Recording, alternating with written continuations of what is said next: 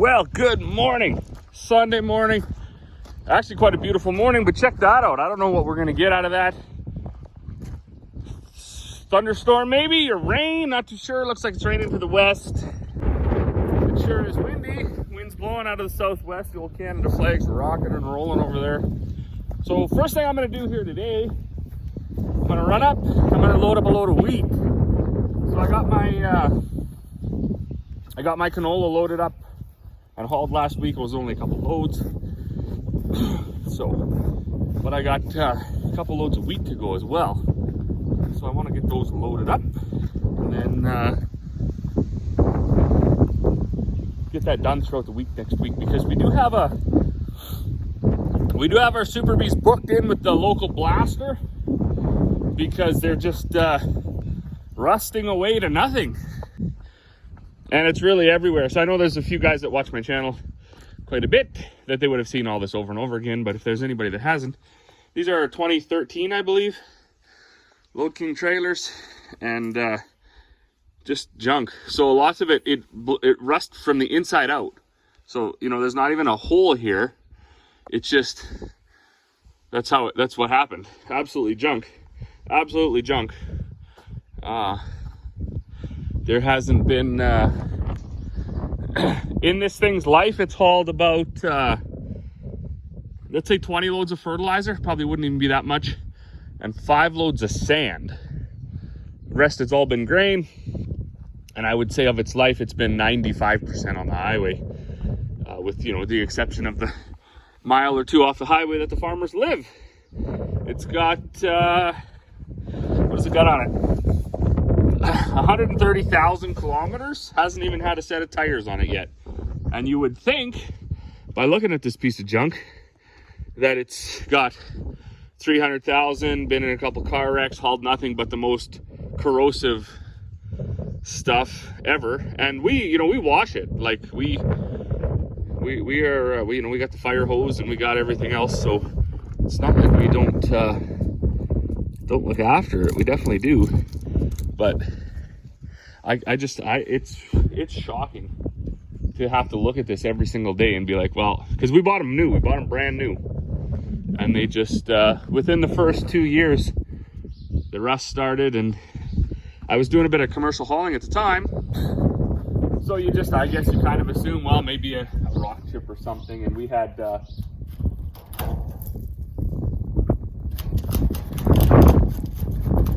repaired it. Look at that, eh? We had repaired it. We had taken it down and put some paint over it. This is a prime example of blistering inside. So there's no crack up here. It's just all rusting from the inside out. So anyways, that sucks, but whatever. Nothing that 20, 25 grand can't fix.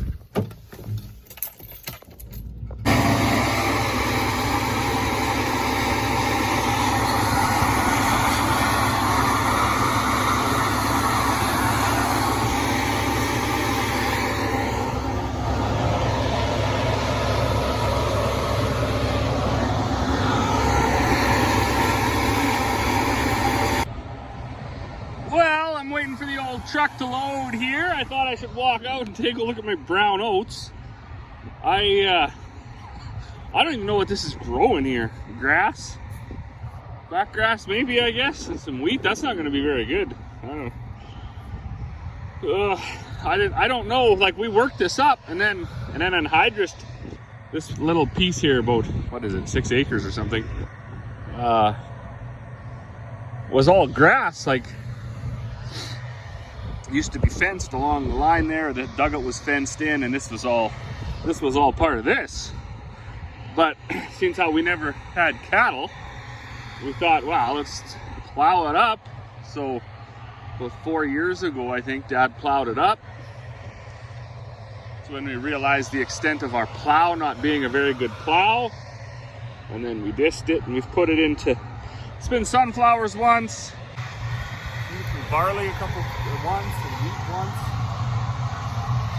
and now it's going to be brown oats. But I don't know. Find a mighty fine chemical, I guess, to rid ourselves of some of this other stuff. But the oats themselves are actually coming not too bad, I guess. Well, I'm loaded up. I got switched over to the next bin. Take a load out of each one, and then I'll move around to the other side and empty out that other bin.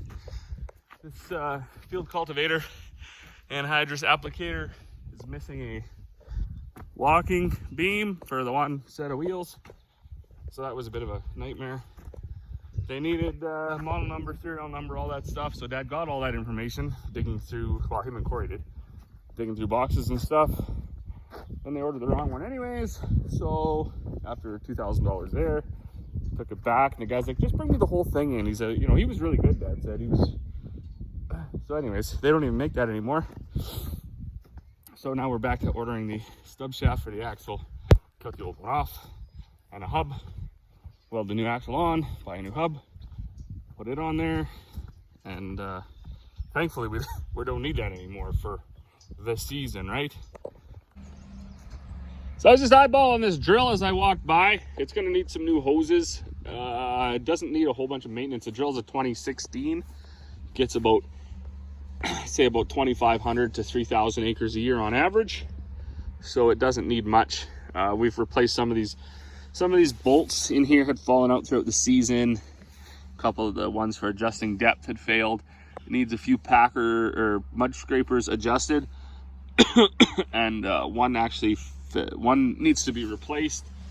And then that one lost its spinny thing. So just a little bit. It's supposed to rain Wednesday, Thursday quite a bit. I like to leave this thing to get a good rain on it, to get all this caked on dirt soaked, and then I bring my fire hose up and wash it that way.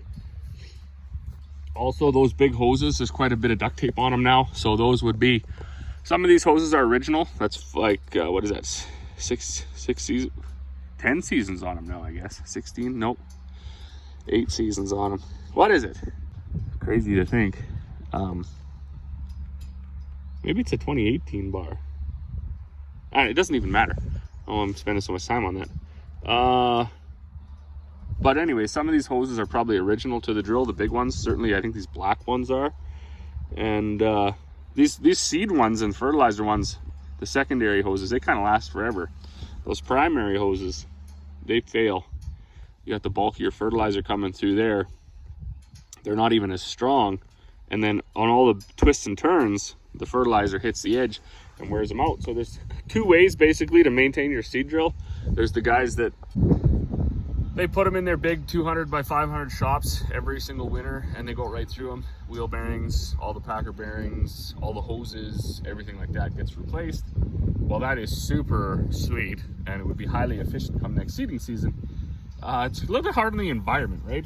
So it's not that we're cheap, it's just I have a real problem like throwing things away that are still pretty decent.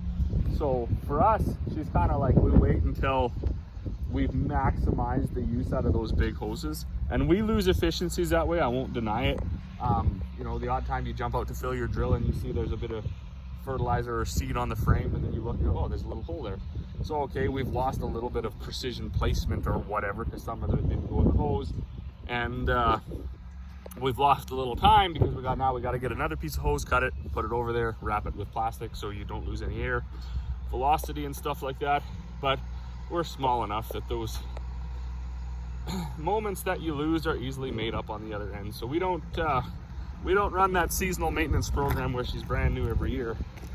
We run her till end of life, and then we replace.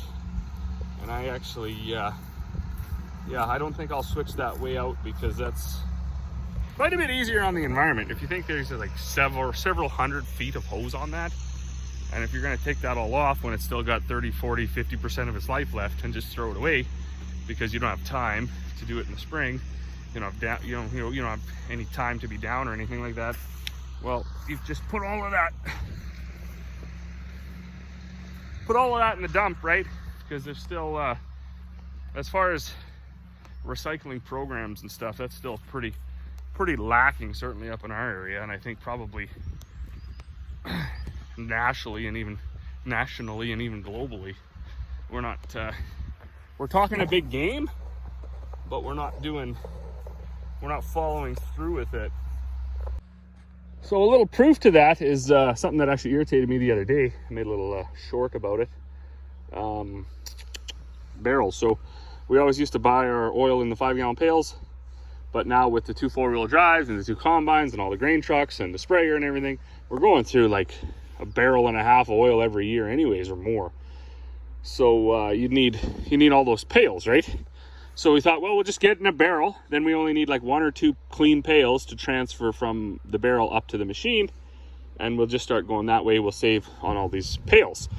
So we went to load this barrel up the other day, and I got looking, yeah, there's not a deposit on it. No deposit, no deposit. So that kind of highlights right there that nobody really cares about the recycling or the reusing. It's just always everybody's talking a big game about it.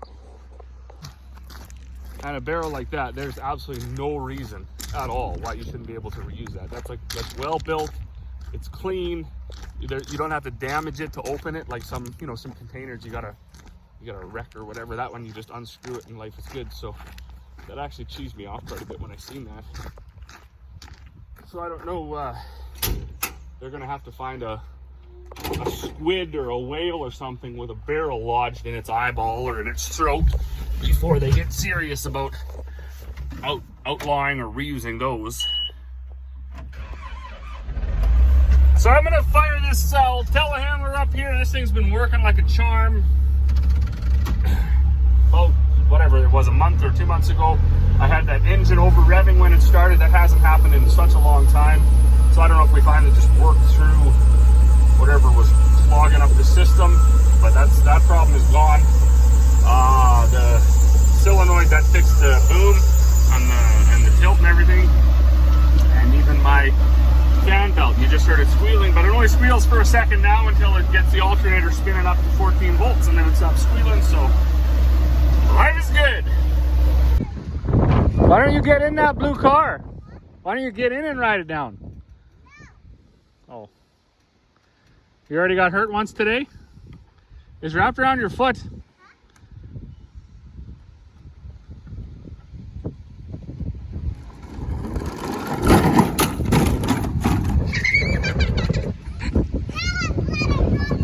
I'm glad you weren't in it too.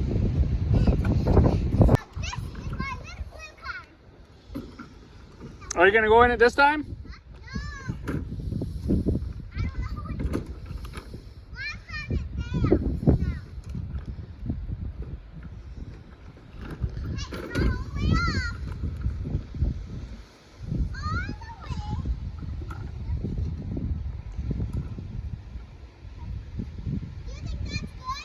I think you should get in it.